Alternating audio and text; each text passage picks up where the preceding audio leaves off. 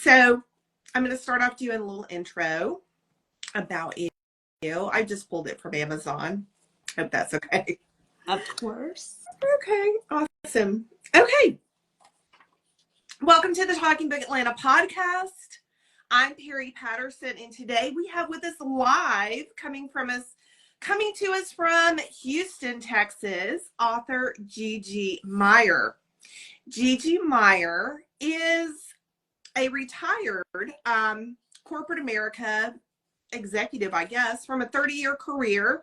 And she retired after her 30 years in corporate America to write romance novels about strong female characters and their complicated, swoon-worthy men. She loves telling stories and figuring out why her characters do what they do. With heartbreaking angst, panty-dropping lust, and inviolable love, her stories linger long after you close the book. When GiGi is not eating over her laptop, she likes to spend time in the pool with her children, walk with her fur babies, and film videos for Instagram and YouTube. Whether working out with her trainer or attending a book club or hosting a game night, she loves connecting with new people and making friends. You can find GiGi on Instagram at gigimeier.com. Oops, that's her website, gigimeier.com. And that's gigimeier.com, gigimeier.com. And IG at author GiGi Meier. And YouTube, GiGi Meier. And you can find her on Amazon. She has written 16 novels. They are all romance. They are all spicy romance. And are they all reverse age gap romance? Okay, good question. I have two series that are reverse age gap, and then I have one series that is a disturbingly dark romance. Okay, disturbingly dark romance.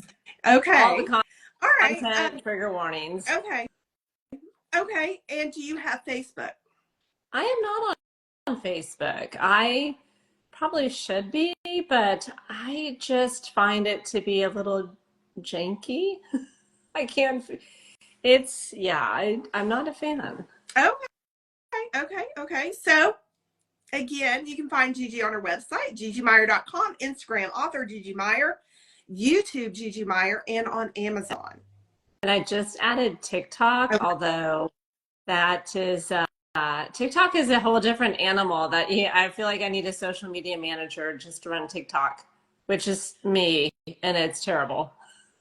I know how you feel. I run 4 Facebook accounts, 2 Instagram accounts, and a TikTok, and I have a YouTube channel for the podcast. Holy moly! Do you have a social media manager, or do you do it all yourself? No, I have nothing. It is all me.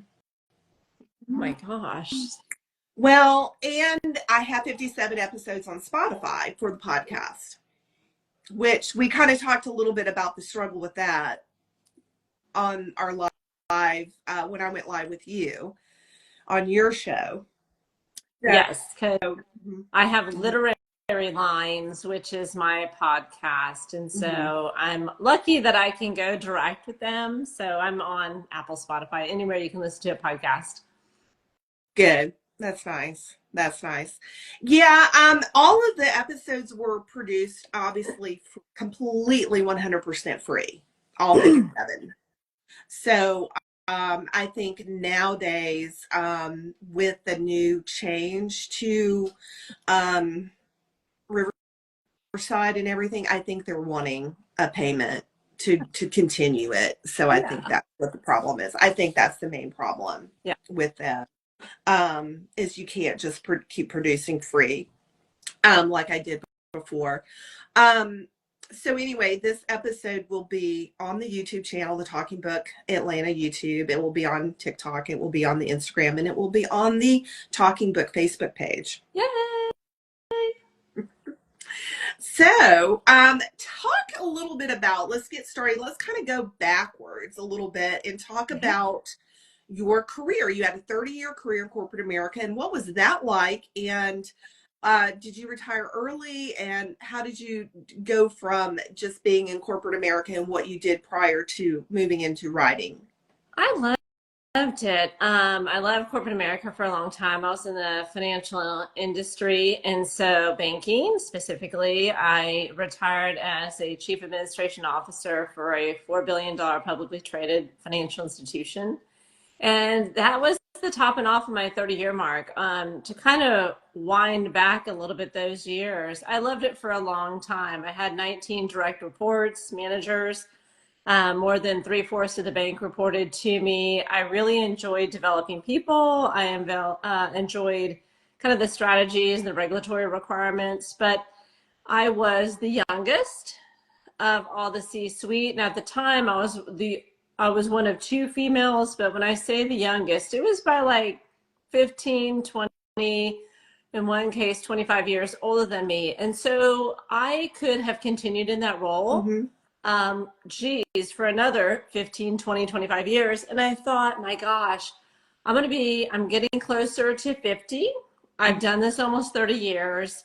I feel like there's another chapter in me. I don't want to die with my music inside. And when you look around your colleagues, I mean, everyone was great that I worked with. I really do miss them. I'm still in contact with several of them. But I thought, I'm made for more. There has to be more than sitting in this chair another 2 decades. Okay. Wow. Okay. So from that, you kind of decided to like figure out what your next great passion was, or sort of. So I had always, when people say, oh, I've written my whole life, that's not true in my case. But what I did do was I wrote through really difficult times when I tried to need to process, bad things that were happening in my life, relationships that would come and go, either organically or ended, without my decision in it. It became an outlet, where I could infuse what I was feeling and kind of work through the problems through my characters. And so I have actually 10 novels through the last, I guess, decade before I retired that I wrote. And so anytime I'd have, a situation at work, or if I had a situation in my marriage, I would write through it and kind of work through my characters and those feelings and all the various scenarios and outcomes. It became almost like a testing ground. Now, those 10 novels, I doubt they'll ever see the light of day. Right. Okay. They're just trapped on my laptop somewhere. Right. And do you feel like those 10 novels are just kind of like, well, your ideas that you were putting onto a page and they weren't really ever meant for the public to see? Is that the reason? Or is it just like you were just kind of fooling around and then weren't really serious at the time when you were writing them? So that's why you think they're going to stay hidden? Good question. They are fully formed. Before I released my debut novel, I worked with a fantastic developmental editor who's beyond booked. She's booked into 2026. And so I can never be organized enough to work with her. But she asked me, she says, how, similar to the question that you asked. And I said, these are fully formed novels. I intended to publish them. She says, can we pick one out of the treasure trove and kind of rework it together? And when I started to do that, it really brought up everything that I had worked through. And so what was cathartic once ended up becoming haunting twice. And so even though, they're fully formed, I could take any one of them and, of course, rework it and dust it up and kind of get it to the quality of work that I have today in my writing. But I don't know if that'll ever happen.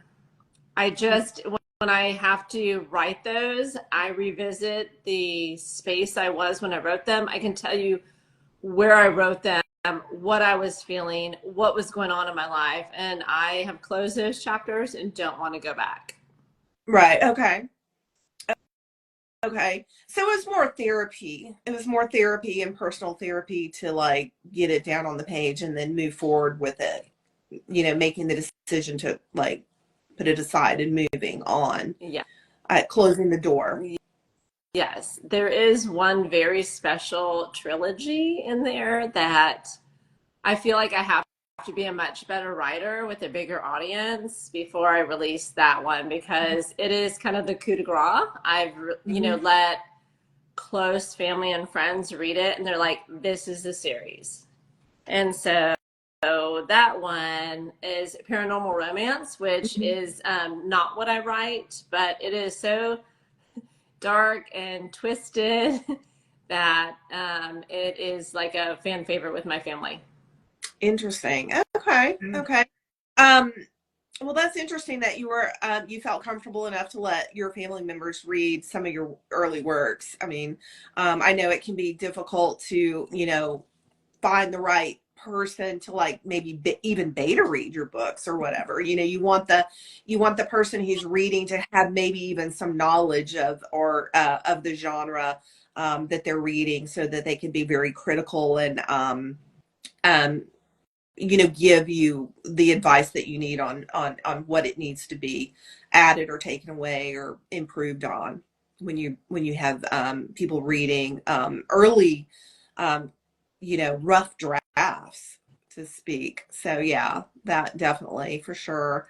So so moving a little, maybe even tell us a little bit about your background in college. Like, were you always an avid reader? Were you, obviously you were in the banking industry, so you probably were a finance major in college, not necessarily a journalist or, English major or, anything like that.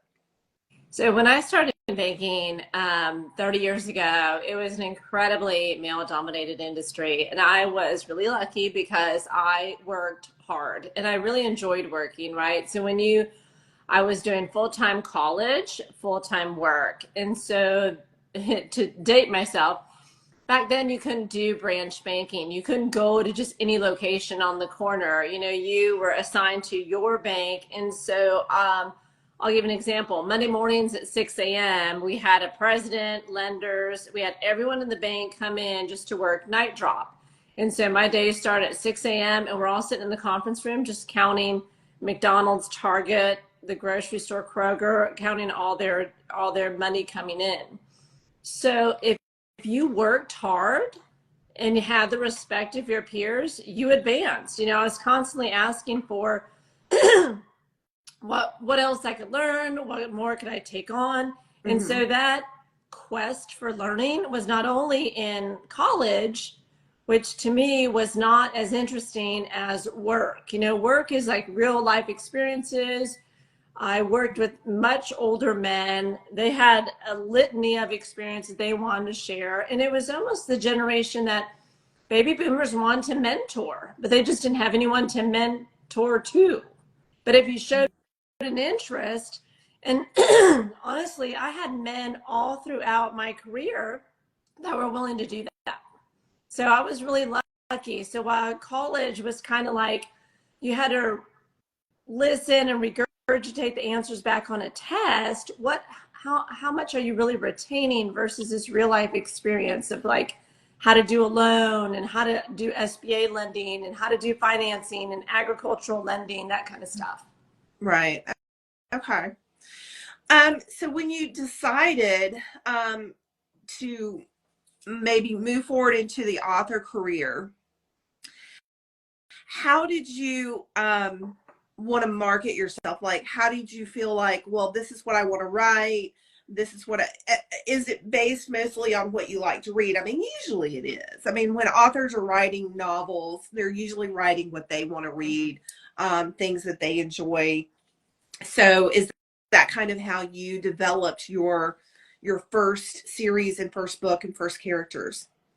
I think so. Working with this developmental editor, I started, my very first one was Coyote, and it was about trafficked women. And it's a romantic suspense. And so I went really dark with that one. The next series is the Canyon series, and that's that disturbingly dark one. And so I really gravitated to dark, challenging. My platform is like a lot of events that happen to women. Bad things happen to women across the globe. And trying to sort through why that happens, take it from the victim's side, because I think sometimes when we have women that go through these tragic events, or tragic things that happen to them, they deem themselves as unworthy or unlovable. And I don't believe that at all. No one's, those two things. Mm-hmm. So I wrote at that time, I wrote four dark romance books. And there are tons of content warnings. When I say dark, they're pretty dark.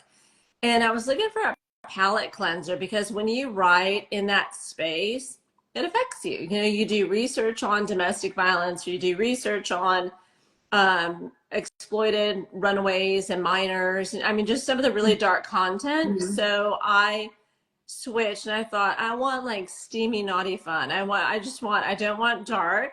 Mm-hmm. I want to just write like a really fun, steamy book. And that's where I switched to the reverse age gaps of the Cougars and Cubs series. And so that is just exactly what it is. It's steamy, naughty fun. They're shorter books because my dark romances, they're about 125 to 135,000 words. Mm-hmm. And then the Cougars and Cubs is anywhere from 45,000 words to like 70. And so that was fun. And so I continued to write both the dark and the steamy, naughty fun at the same time. And so Isla is the last book in the Canyon series, and that's that dark romance. And it is pitch black, the darkest I've written, and probably the best book in the series. And that came out last summer.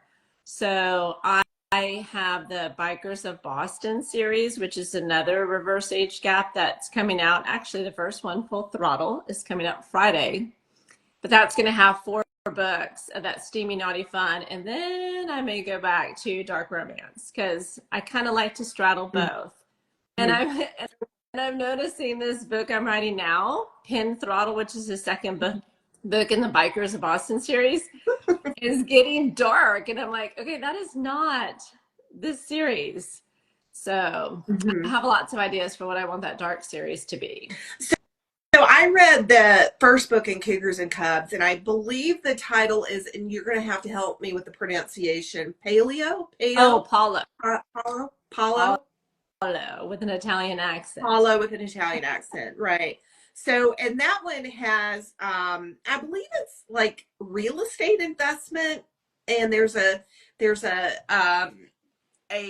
situation that is going on where people are, I don't think it's a Ponzi scheme. I can't remember. It's like they uncover a scandal in the office. Correct. But I can't remember if it's investment bank or if it's in real estate, but I know it's an office type. Yeah, corporate production. Work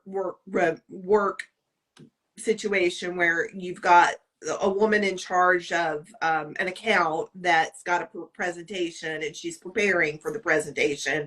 And while she's at a coffee shop preparing for the presentation, she happens to meet Paulo. Mm-hmm. Or Paulo introduces himself to her, really, I think is what happened. Correct. So, I mean, I think we're probably both the same age, Gen X. And, when we were, in college or younger or dating or whatever, I mean, it was all about these, one-on-one encounters. You're speaking to someone personally, they're coming up talking to you personally, you're having a conversation, you choose to give your phone number to them or whatever, but it's a landline, obviously not a cell phone number, so they can only call your landline and maybe get your answer machine or whatever. But today, dating is completely different. It's all on Hinge or whatever, where women would probably not want someone coming up to them at a coffee shop and starting a conversation with them, and like even sitting at the table, joining them at the table. Like these young women would absolutely find that offensive, I think, which is really odd. When we think about it, it's like, well, that's the only way that, there was communication before. You talked to somebody, you agreed to go out with them. They called you on the phone. They came by and picked you up, whatever. But today it's like done completely 100% online. If you're at a social event, a bar or something like that, the 20 somethings, men are probably not just walking up to some 20 something, because that wouldn't be acceptable. They would call that, or women today would call that, that is not acceptable. You do not do that. You can find me on Hinge, or, you know, and I'll choose to swipe if I choose you. It's I kind of love. more in the hands. Do you feel, I mean, have you, you know, are you kind of like following this trend and like finding that it's more, women are more controlling that situation? Do you feel like? Oh, I love that you bring this point up. It's so unique, but the dichotomy between the generations is so Mhm. factual. Mhm. You're right. Gen X, we get approached, Mhm. grocery store, gym, restaurant, bar, you're out on a girls' night with your Mhm. friends. Younger men will approach. Right. Um, and we're open to it because that is exactly how our generation was raised. That's exactly how it always happened for us. We didn't have dating apps, we didn't have the internet, right? Mhm. And so we're very comfortable in that space. We think it's cute. We may think it's shocking. I mean, depending on what they look like, you know, sometimes they could be pervy, but that tends to be the ones you don't want hitting on you. Right. But it is true because I am in a book club and they're all younger and you're right, the younger ladies are offended. Like, how dare you approach me? Right. So they are looking for that separation, for Mhm. them to control the narrative. And I think that's also why some of the younger men get burnt out, they get tired. It's a zillion talking phases. Mhm. It's people are now just commodities, right? We're shopping for people on Hinge or Bumble or any of these dating apps like we're shopping for shoes. You know, you just Mhm. scroll through people, and that's not how we're meant to be. You know, Mhm. people have value, every single one of us. And so I find that when I get approached out in the wild, I'm open to it just because that's my comfort zone. That's what Gen X, Right. that's how we were approached way back in the day. And I think that a lot of times, especially with women who are very decisive, for example, I'm a very decisive, so I'll make a quick decision Yeah. and I'll stick with it because I know myself and I'm pretty self-aware, and I can tell you have a sense of knowing. I think a lot of times, are they going to be really cringe? Are they going to be legitimate? Is there potential? Is there not? And you really kind of get that feeling sometimes when you're talking to somebody, their mannerisms, how they speak, what they're talking about, what their gestures are like. You kind of pick up on those things, and you can't do that through some dating app like Hinge. You can't Chemistry. pick up on those. Chemistry. If you've had amazing chemistry anytime in your life, there's no way you can replicate that, but only in person. And you Mhm. don't know. You can have this talking phase and you could be texting back and forth like, you know, all the young people do. Mhm. But until you meet in person, it could be like meeting your brother or it could be meeting the one. Mhm. And when you have chemistry, there's really no in between. You can't force that. Yeah. Have you ever watched on Netflix the show Love is Blind? Uh-huh. Oh, it's one of my favorites. Okay, that's a recommendation for later.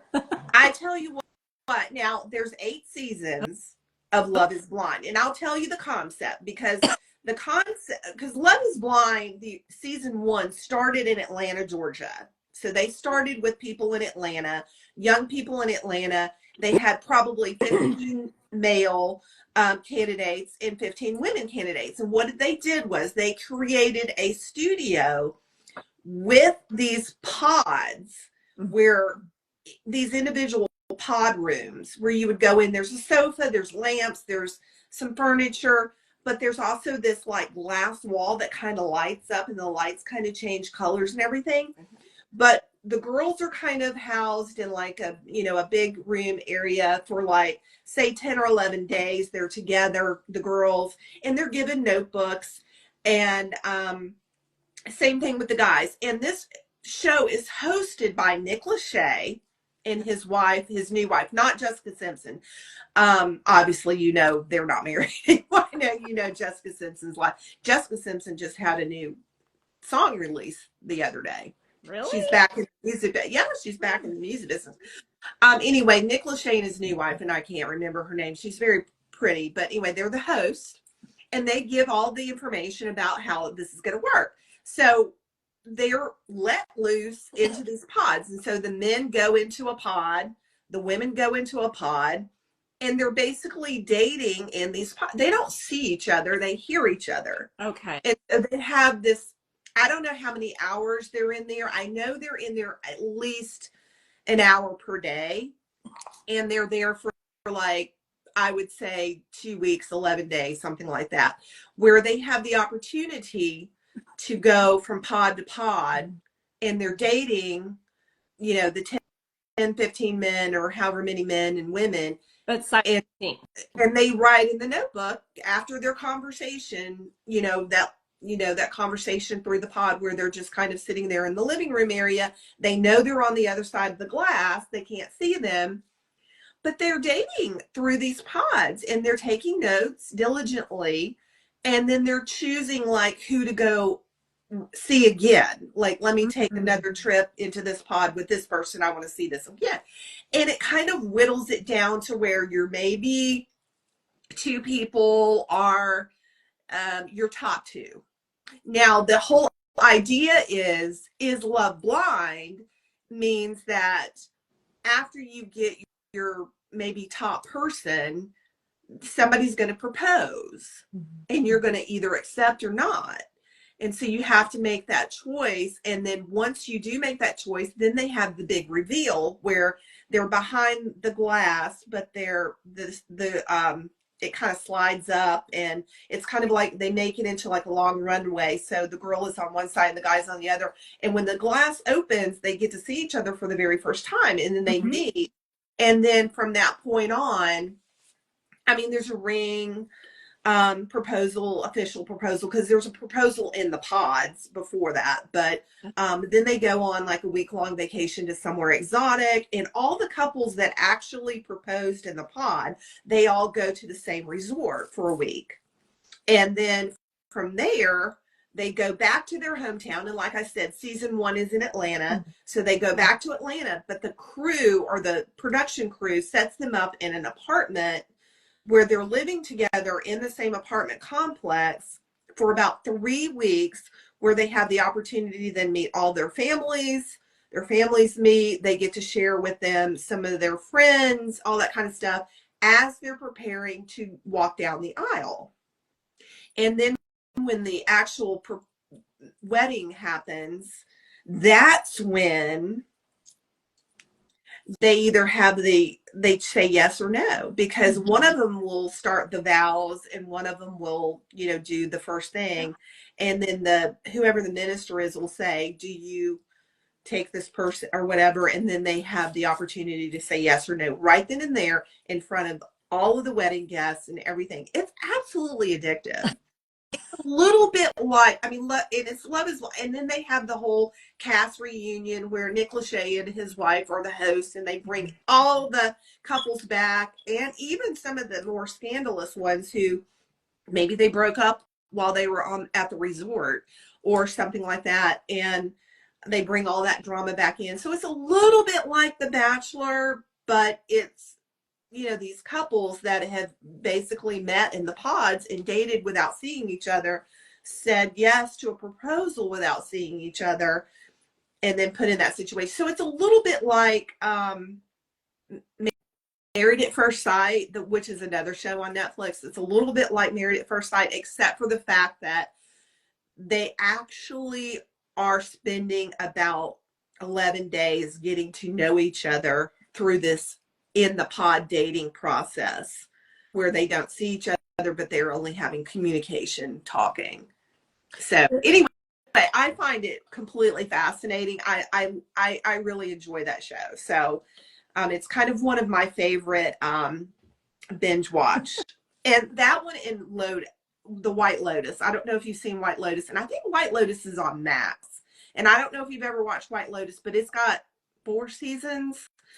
Or 3 seasons. No, 3 seasons, because I think it just came out with the 3rd season, White Lotus. But that's another really good one. If you're interested in like series to watch, I would recommend Love is Blind on Netflix and White Lotus on, I think it's Max. Well, to your point, though, it's like one big talking phase, but they can't see each other. Mm-hmm. And I think that's why, our generation, we didn't have these big talking phases. You just went out. And Mm-hmm. that's why romance books sell so much, because when you go out and you have your talking phase and you finally get to the date and the guy doesn't live up to your expectations, at least you can go home with your romance book and fall in love with your book boyfriend, because he never disappoints. And that's why we Okay. write romance. Yeah. Somebody asked, what show is this? And the show that I was talking about is Love is Blind on Netflix. And I was talking about the way they date in the pods without seeing each other for several weeks before. And then if they actually do pick each other, and there is a proposal in the pod without seeing each other, then they do get to reveal and see each other in real life. But that there was somebody that just asked a question about that. But I was discussing Love is Blind because there's 8 seasons of Love is Blind on Netflix, and I've seen every single one of them. And I find it way more intriguing than that Bachelor. I mean, I got tired of the Bachelor and the Bachelorette and the Paradise and all that. Love is Blind is now my go-to addiction show for romance and all that. But it's just a fun show to watch. I don't know. I just find it very, very interesting. But yeah, but the people that are on Love is Blind, they're the ones that are on Hinge and Bumble and that probably are struggling to find that person. And of course, back in our generation, Gen X, when it was just only in person conversations and only in person going out, and you might be asked out on a date, you go out, you may not be asked out again. It just really depends. You can have that one date, you could have 2 dates, and then you never hear from him again. Well, and I think the good thing about the dating apps, though, is it expands your circle of potential matches. Because if you think about it, back in our day, it was only like who you knew, who your friends knew, or through associations, like if you played sports, if you went to different colleges, if rushed sororities or fraternities. And so you could expand your circles that way, but you were still limited. But dating apps, like the internet, brings us all together. And so it expands your dating pool. Now, I don't know if that's necessarily a good thing, because it does have a lot more people that you can filter through, but at least it gives you options. Mm-hmm. We really got off the topic of writing romance novels, didn't we? Let's go. I'm sorry, I digress. But let's go back to your branding. And you've got, like I said, I think it's 16 novels, but you've got some that are coming out this week or today. And then how did you come up with like your branding and wanting to do a podcast live and that sort of thing? Good question. So the branding, reverse age gap. Men have done it forever. Older men, younger women, May, December. We've seen it in politicians, athletes, kings, you name it. And so I wanted to level the playing field, because as I am single, Gen X, there is a lot of interest. There's always someone's son in my comments. And so I thought, I'm going to explore this, because there's a little bit of judgment, and we ostracize older women and younger men like that's a bad thing, it's dirty, it's shameful, but yet men have done it forever. And I thought, no, we're going to level the playing field. There can be successful relationships between older women and younger men, and to not be any of the demented things that people always say about it. Mm-hmm. And it's becoming a trend. Like Baby Girl was out on Netflix. I haven't seen it. There's also another series called Younger that's out. A really good series too. And Hathaway has I done recommend another that movie. Mm-hmm. So as those actresses start to age, the Gen X are aging. Golden Girls was women in their 40s and 50s. Well, women in their 40s and 50s don't look like the Golden Girls. And so there's a little bit of exploration that still needs to be done in society, that we are still viable women that have interest in romance and relationships. And so I explored that, and that's where all the branding came from. It was, wanting to like, it's lipstick, it's kisses, it's the quintessential what is sexy for a Gen X woman. Mm-hmm. And then hearing from the younger ones what they find. You can go through TikTok, Instagram, any of these short form videos and scroll, and there's plenty of men on there that are saying, hey, we like older women. I think there's even a song that like is a trending song that they use. And so I wanted to explore that. You don't find a whole lot of reverse age gap authors like me. You do find those that will write 1 or 2 books, but I like that niche and I'm going to stay in it. I think it's fascinating. And I have tons of ideas to tell that story. So that's where the black, red, and white come from. And if you go to my website, you'll see it's heavily, heavily branded that way. Right. Right. Yeah. And did you hire someone to do your website? Because, we were just talking about, my 2 Instagram pages, my 4 Facebook pages, because I handle a book club in my neighborhood. So we have a book club Facebook. I have my personal Facebook. I have my author Facebook. I have the podcast Facebook page, all of those Facebook pages and everything. And I have a website, but I've done all of it myself. So did you hire someone and to help you kind of get this launched? I giggle because the answer is no. And I am not techie. I used to, years ago, I took computer programming classes. I learned JavaScript. We don't use JavaScript anymore. I used to code. But no, I sat down in November and it was like the last thing I needed to do. All my books, if you go on to my website or you go on and look me up on Amazon or anywhere that you find me online, my branding is very concrete: red, black, and white, shirtless young guys. It is anywhere you find me, you'll know it's me. And so my website was that final piece that I had put off. And I think it took me about 20, 25 hours over the week of Thanksgiving. So I was like, girl, get this done. And so through a zillion YouTube videos about how to do everything, I updated my website to what you see today. And there are some pieces that need to be flipped over to the new branding, but I like it. It's heavily branded. I want to do a little bit more fun, interactive things, like kind of like what cougar are you? Because I lean heavily into the cougars and cubs branding, but I really enjoy it. So I wish.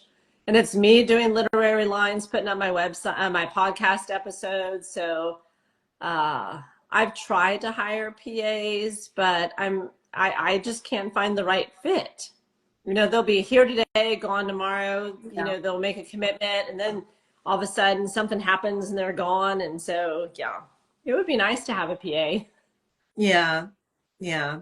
I hear you. So, and you have on Amazon, when people go to Amazon and they type in GiGi Meier, Cougars and Cubs or whatever, and they pull up your books and everything, they can listen to your podcast on Audible.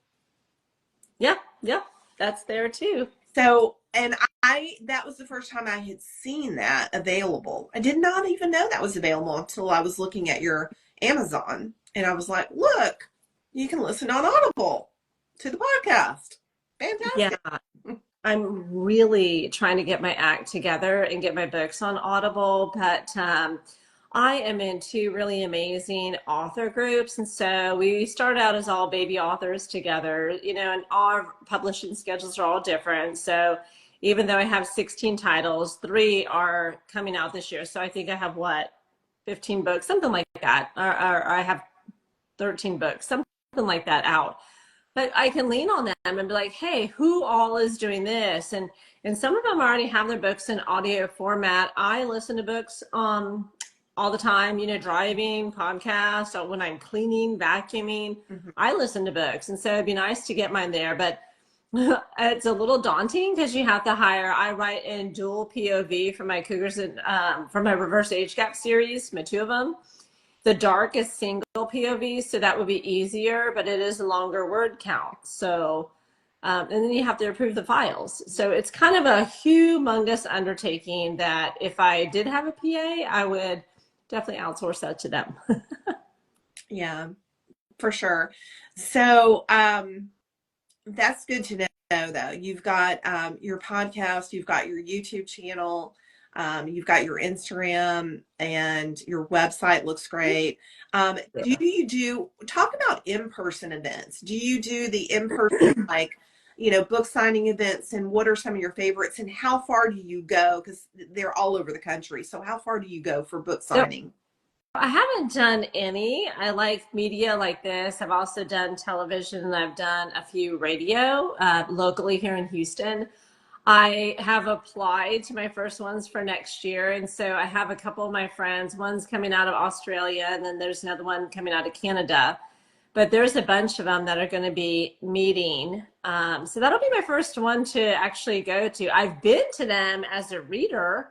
I've been to Comic-Con. I've been to the Mystere. I've been to so many of those BookCon, but I haven't actually been as an author. So that's one area that I have not traversed, but I'm looking forward to. Okay. Yeah, and I've done several, in-person book signings too, just like locally around the area. But they can be time consuming because you might be there for 4 or 5 hours or whatever. Or the weekend. And never. A lot of these are weekend, and Houston hosts a couple of them, and they're all weekend long. Right, exactly. There's a really fun one in Atlanta. I was way too busy. I was actually, I went the year before when it launched. It's called Love Y'all Book Fest, and it's in Atlanta, Georgia. And Love Y'all is all romance authors. And Love Y'all Book Fest has their own Instagram and everything, and Facebook. And Love Y'all Book Fest usually happens around Valentine's weekend. Okay. And it happens in the Decatur area of Atlanta, which is just kind of another city in Atlanta. But, when you're in metro Atlanta, it's kind of all Atlanta. But Love Y'all Book Fest, and I couldn't be there this past time, but I was actually doing a book signing in Colorado that weekend for Valentine's Day. So I was doing something else. But Love Y'all Book Fest. And there is a brand new romance-only store in Atlanta, and it's in the Kirkwood area of Atlanta, which is just another little city, all part of Atlanta, but just called Kirkwood. And that is, and I cannot remember the name of the bookstore right now, but it's all romance only books in that store. Do you have to have your books behind the scenes on Ingram Sparks? Because you know how the bookstores and librarians, they purchase from there, and it's returnable too. Right. So they can order your inventory and they can also return your inventory. Sure. For it to be in that bookstore, you mean? Correct. I have not found that out. My books are available on Ingram, except for one of them. I think my Hit Zero, which is a YA. This is set to the background of competition cheerleading. I actually shot these photographs on the beach in Gulf Shores. Wow. Orange Beach, Alabama. I'm not going to put that back right now because I have to rearrange that. Hopefully it won't fall on me. But this is the only one I think I didn't put on Ingram. This was the second book I wrote. This is a YA sports romance set to background of competition cheerleading. I was a cheer mom for many, many years. My daughter was in competition cheerleading for many years, and I was watching a Netflix series called Cheer. It's a documentary on the background of competition cheerleading set in small town Texas, Navarro. You might have heard of it. Yep, I know Navarro. Yeah, and Navarro, I Texas. said to myself, I don't know, there's a story here. So yeah, I sat down and wrote. It took me about 2 months to write Hit Zero, and the story just kind of came to me. I don't know, and I just wrote it. But it was the second book I ever wrote in my entire life, and it's YA. I kind of lean a little bit toward writing for a younger audience when I write fiction. And then when I write historical, like my next book will be historical. My 8th novel will be historical, and it'll, be set during the American Revolution too. But all of that history is so specific. You have to do so much research on it. Whereas when you're writing fiction, it just kind of, the story kind of usually comes naturally. You can write what you want. Oh, I knew that was going to happen when I picked that book up. Somebody asked, where's the best place to get exposure on either one of y'all's books? To get exposure on either one, to get exposure. I'm not sure I understand the question. To get exposure. Well, promises kept. What I like to do is, if you go to my website, the very first book in my Cougars and Cubs series and in the Canyon series, is free. And the reason why is because I want to have, it'll always be free, but I want readers to be able to read my work and see if it's a good fit for them. So if you're looking to, if you mean by getting exposure, you can go to my website, gigimeier.com, and just read the first book and see if you like it. And if you do, yeah, by all means. And all of my books are available on KU. So they're free for people who have the Kindle Unlimited subscription. Obviously, those are free. A lot of times what I do when I have a book release, and I do this for pretty much anybody who wants to read a book, I will send signed copies in book swag to anybody who wants to read it, and I will just ship it to them in return for just, snapping a picture of the book, tagging me on Instagram or whatever. And if they want to leave a review on Amazon, Barnes & Noble, or Goodreads or whatever. But I'll do that for anyone who is like, hey, send me your book, I'll read it. As long as they're in the United States. I don't want to pay for shipping for outside the country, but anybody in the US, I do that. I'll send a lot of my books to like magazines. I'll send them to newspapers. I'll send them to bookstores, and I'll just send signed copies. And then I try to find people that I think will, promote and tag and do a review. I'll send signed copies and book swag to them too. Just as a, just as a freebie promotion type thing, That's really nice of you. Well, I mean, it's just part of marketing. I mean, it's just part of, trying to, market and get the word out. And I do a lot of mine for silent auction events. So I'll put a whole, and because I have candles, themed candles that just fell, because I have those themed candles that goes in with the book, I always release a themed candle.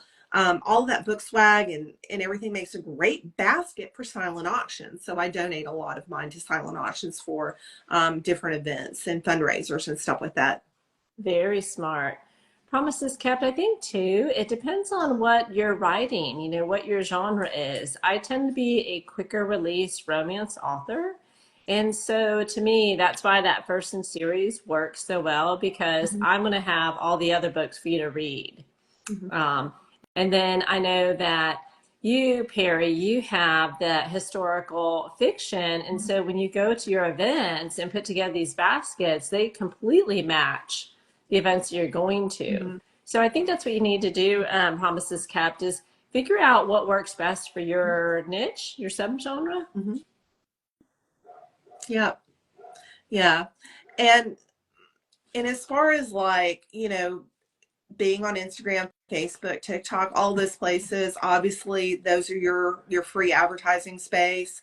And then, but certainly asking friends, family members, and people to post and tag, to get the word out, because the more people, the more people that are sharing it, the more exposure it gets. And leave reviews. Reviews are hard to get sometimes. Even though people will come up and say, oh, I loved your book, they'll forget to leave a review, or they just won't bother, and you kind of have to say, will you please leave a review? Because it's very, very difficult. I think that's my biggest thing is trying to get reviews. My publisher dropped it all in my lap to advertise. I've heard that to be very common. I'm indie published. I'm not traditional. I don't know if I'd ever go traditional because I'm kind of a control freak and I don't want to change my story and I don't want to change my covers to what they think. But from what I understand, I do have several author friends that are traditionally published. Unless you're a big name, Patterson, Nora Roberts, those marketing budgets go to those authors that have big names that sell. And it's kind of unfair because they already have a humongous following. Do they need any more marketing dollars? No. But do they get it? Yes. And so even though you may have a traditional published contract, the marketing is not always included in that. And that's what's really challenging. So I have a Let's Go Live where I talk to authors every Thursday here on Instagram. And I had Perrie a couple weeks back. I featured her, so you can look that up. But marketing is one of the number one challenges with every author that I talk to. I don't think anybody says, I have it nailed. My marketing is great. I don't have to do another thing. What I hear is, I tested this, it failed, I pivot. I test this, it failed, I pivot. And what works for Perrie may not work for me. Or what you would do, I may not do. I could do the exact same thing and it just doesn't hit. So I feel like it's constantly testing and then pivoting. Testing, seeing what the results are, and then pivoting to something else if that didn't work for you. Mm-hmm. Yeah. And I totally agree with that. I think you have to just figure out what you're willing to work on and how much you're willing to spend the time on marketing, because it is pretty time consuming to constantly post something on Instagram or TikTok or whatever. All of us are busy and we don't have time to do 100% marketing.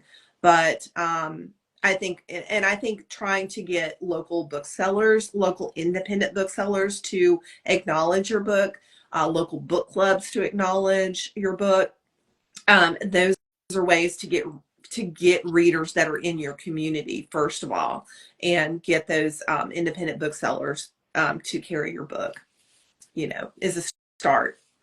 Yeah, it's a challenge.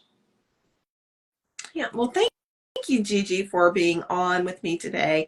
I appreciate you spending time with me, and I know that it's a busy Monday. Thank you to everyone who is watching, and thank you for joining us live on the Talking Book Atlanta, and we will see you next time. Happy reading until then. Okay, thank you so much.